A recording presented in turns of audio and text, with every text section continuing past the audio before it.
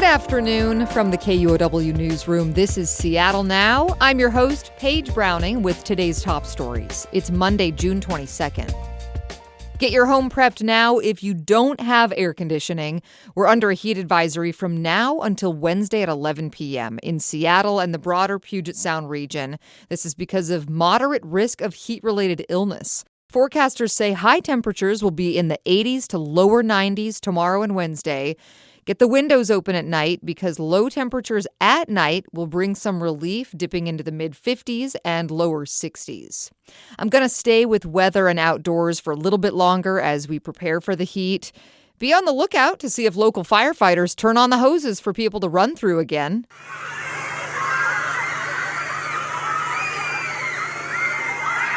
That is the sound of a group of students in Bellevue last Friday. Water features are our friend this time of year. As of today, King County is under a burn ban. As of midnight overnight, King County fire officials have a Stage 1 burn ban in effect with no end date set. That means yard debris or land clearing fires are banned in unincorporated areas, including areas of White Center, Vashon Island, Carnation, and Maple Valley. People can still use campfires and grills, but are asked to use extreme caution cooking and smoking outside. Part of the concern is we have little snow left. Data from the Natural Resources Conservation Service shows the snow water equivalent has basically dried up in parts of Washington. Snow now makes up 0% of the water supply in the upper and lower Yakima basins. It is slightly better off around here, where snow level is 25% for North Puget Sound, 4% for the Central Sound, and 9% for the South Sound. Meteorologists blame rapid melting activity in April and May.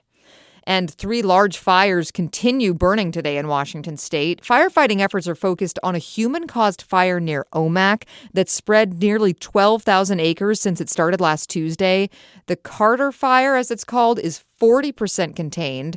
The fire in Spokane County that torched more than a dozen homes last week is now 85% contained. And finally, the Snake River Fire in southeast Washington is still burning but is 100% contained.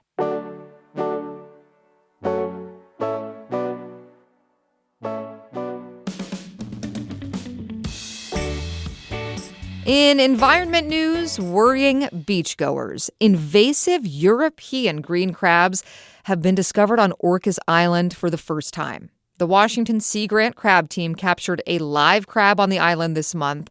Its size indicates it's been at that location for at least 3 years. Green crabs were first discovered in our region in the 1990s and prey on native shellfish and damage their habitats. A recent analysis from the United Way found about a third of Washington households are struggling to afford the basic costs of living. KNKX's Anna Marie Yanni has more. Stephanie Hoops is the national director of the United Way Research Project. She says the federal poverty level doesn't reflect the true cost of living in the state. For a family of 4, it's just over $30,000. And obviously, it's far more than that in most places, in every place in Washington state. The United Way research team estimated a household of 4 in our state needs almost triple that amount to afford basic necessities. The researchers used federal and state data from 2024 to estimate costs of things like housing, food, health insurance, and car maintenance. In Washington, housing is the lead cost in the affordability burden. I'm Anna Marie Yanni reporting.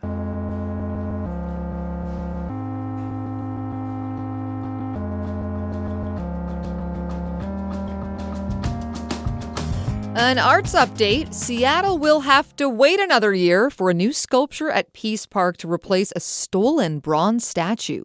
Sadako Sasaki became a symbol of peace when she folded 1,000 paper cranes while in the hospital. The original statue of her was stolen in 2024. A new one's expected in August of next year, and Seattle artist Saya Moriyasu's working on it. During the delay, Moriyasu met Sadako's classmates in Hiroshima.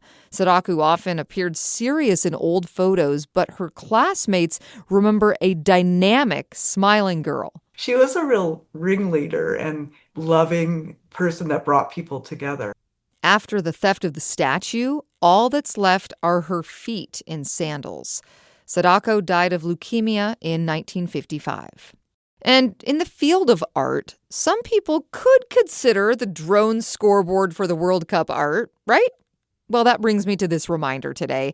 Unless it's for official World Cup business, you cannot fly your drone near stadiums during match days in Seattle. Police and the FBI are reminding drone operators that all flights within 3 miles of Lumen Field will be sanctioned. Officers seized 11 drones and arrested 2 drone operators during Friday's match.